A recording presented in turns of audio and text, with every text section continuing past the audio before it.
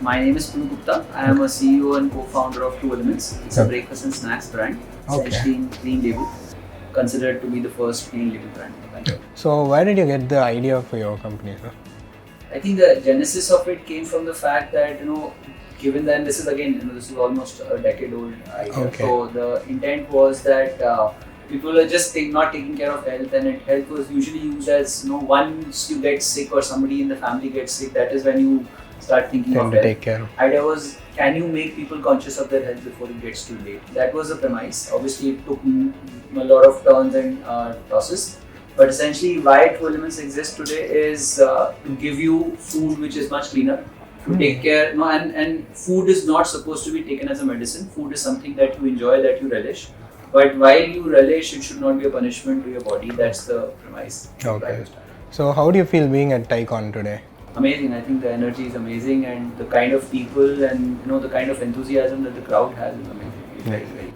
Is this your first time at TiECON? Okay. So is it what you expected, or is it better than? Much better. I think my expectations have been clouded by COVID. So I was thinking that maybe it is, but I think it's a very different. Yeah, this is actually the first post-COVID event, and I think they've done it in a great manner.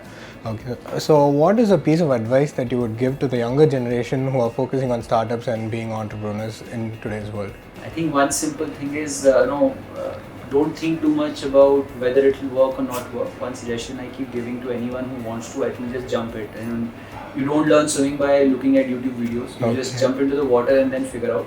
Once you go inside, you know how you will come outside. So I think unless you jump, it won't help. That's the only thing I would say. Right. Similarly, do you have any habits or routines that you do to keep yourself balanced in work and life? A lot of things. I think understanding is, as entrepreneurs, we tend to get very passionate about things. We tend to overspend time on things.